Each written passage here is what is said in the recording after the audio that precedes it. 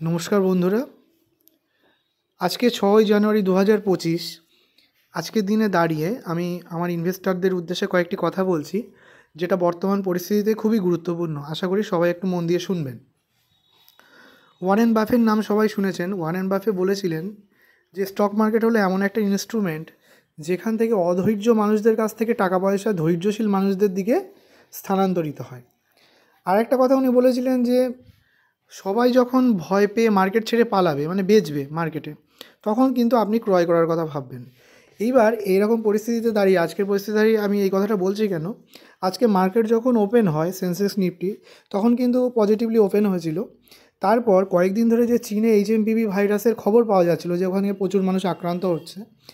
এবার আক্রান্ত হচ্ছে মানে এইচএমপিভি ভাইরাসের ফলে কি হচ্ছে, ব্যাপারটা কিন্তু সাধারণ, যেগুলো আমাদের ঠান্ডা লেগে সর্দি কাশি, অনেকের ক্ষেত্রে যাদের ইমিউনিটি দুর্বল থাকে তাদের নিউমোনিয়া পর্যায়ে যায়, এই পর্যায়ের রোগ কিন্তু ওখানে ছড়িয়েছে, একটু বেশি পরিমাণে ওয়েদার হিসেবে ছড়িয়েছে। এবার এতদিন এটা চায়নাতে সীমাবদ্ধ ছিল। এবার আজকে যেই ইন্ডিয়ার বেঙ্গালুরুতে দুটো কেস, মুম্বাইতে একটা কেস ধরা পড়েছে, এগুলো নিউজ চ্যানেলগুলো ফুলিয়ে ফাঁপিয়ে প্রচার করেছে। সঙ্গে সঙ্গে কিন্তু মার্কেট আজকে উল্লেখযোগ্যভাবে কিন্তু রিয়্যাক্ট করলো। মানে সেন্সেক্স নিফটি প্রায় 1.6%, ওদিকে স্মল ক্যাপ ইন্ডেক্স প্রায় 3.06%। মানে একটা বড় ধরনের, যদি ইন্ডেক্স লেভেলে বলি, এটা বড় ধরনের ক্র্যাশ। এবং যার যা পোর্টফোলিও আছে আজকে কিন্তু ভালো রকম পোর্টফোলিওতে কিন্তু, মানে যেটাকে লাল নিশান বলা হয়, সেটা কিন্তু দেখা গেছে।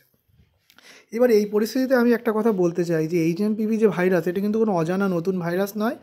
এবং এটা কিন্তু আমাদের আজকে খবর যেটা পেলাম, কলকাতাতেও একটা বাচ্চার হয়েছিল। বাচ্চাটির বাড়ি ছিল মুম্বাইয়ে, সে আসার সময় আক্রান্ত হয়েছিল এবং সে কিন্তু অলরেডি সুস্থ হয়ে গেছে।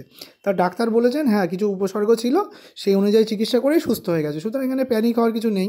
কারণ আপনারা করোনা থেকে যে শিক্ষাটা নিয়েছেন করোনার সময়, আশা করি আপনাদের বোঝাতে হবে না। আপনারা নিজেরা জানেন যে উপসর্গ অনুযায়ী করোনা যদি আমার চিকিৎসা করে তো আজকে হয়ে গেছে। আর এগুলো তো সাধারণত সর্দি কাশি সংক্রান্ত সমস্যা।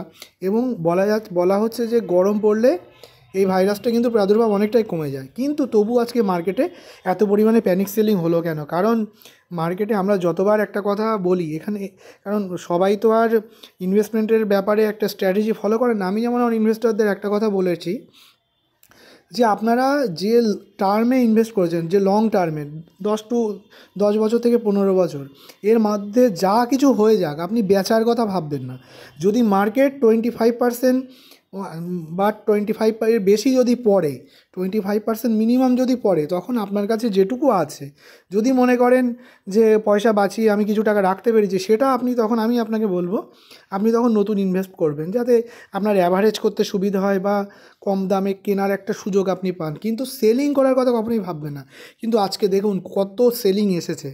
কারণ যারা সেলিং করেছেন আমি বলবো তাদের ফিনান্সিয়াল নলেজ কিন্তু তাদের কিন্তু এখনও ভাবতে হবে অনেক কিছু। এইভাবে হঠাৎ করে যদি আপনি সেলিং করে দেন সামান্য ব্যাপারে, তাহলে কী হবে বলুন তো? আপনি লং টার্মে কখনোই বড় অর্থ কিন্তু মার্কেট থেকে উপার্জন করতে পারবেন না। আপনি যে আশা করছেন টাকাকে মাল্টিপ্লাই করবেন, 3 গুণ 4 গুণ 5 গুণ 10 গুণ করবেন, এই করলে কিন্তু প্যানিক সেলিং করলে কিন্তু হবে না। আরেকটা কথা আপনাদের উদ্দেশ্যে বলার, যে 2015 যে প্রেডিকশান আছে, এই 2025 সরি, যে প্রেডিকশান আছে তাতে কিন্তু মার্কেট খুব বেশি বাড়ার সম্ভাবনা নেই।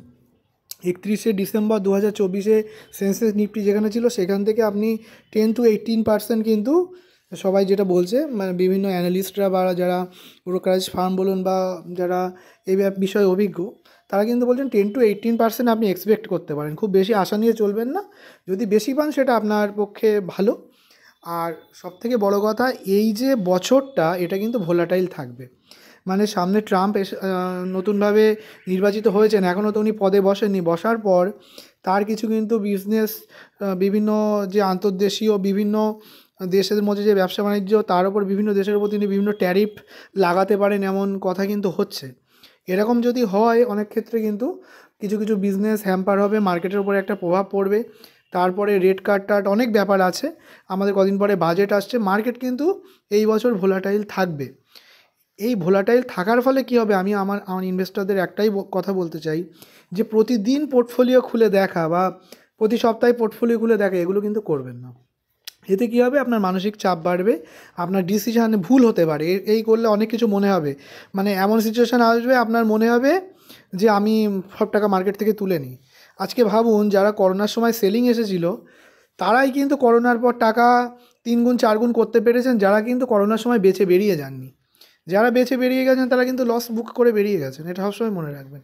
তাই আমার ইনভেস্টরদের বলবো সবথেকে ভালো হয় এটা যে বছরে একবার পোর্টফোলিও খুলে দেখা। বছরের শুরুতে আপনি পোর্টফোলিওটা যদি কোনো চেঞ্জ করতে হয় করুন।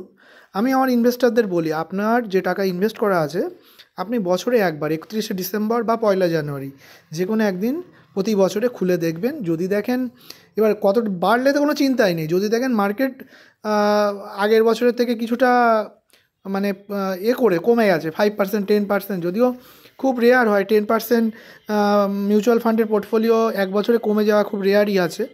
এবার যদি দেখেন যে আগের বছর থেকে নেগেটিভ রিটার্ন দিয়েছে অল্প হলেও, তখন আমি আপনাকে এমনিতেই আমি বছরের শেষে জানাবো, তখন আপনি নতুন কিছু ইনভেস্ট করবেন। আর বাকি যদি বাড়ুক কমুক আপনি চুপচাপ যেটুকু ইনভেস্ট করেছেন সেটা 10 বছর 15 বছর 20 বছর যে মেয়াদে করেছেন মানসিক প্রস্তুতি নিয়ে সেই মেয়াদে কিন্তু ধরে রাখবেন। তাহলে কিন্তু আপনার দীর্ঘমেয়াদে সম্পদ বৃদ্ধি কেউ ঠেকাতে পারবে না। আরেকটা জিনিস, দীর্ঘমেয়াদে ইন্ডিয়ান মার্কেট ইন্ডিয়ান ইকোনমি যে ভালো পারফর্ম করবে এতে কিন্তু কোনো রকম কোনো অ্যানালিস্ট বলুন কোনো ব্রোকারেজ ফার্ম বলুন এদের কিন্তু সন্দেহ নেই, এটা কিন্তু হবেই।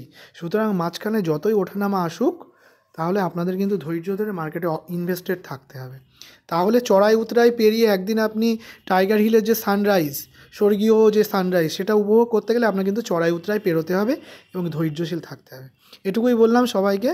সবাই প্যানিক না হয়ে ইনভেস্টেড থাকুন, সবাই সুস্থ থাকুন, ভালো থাকুন, সবাইকে অনেক ধন্যবাদ।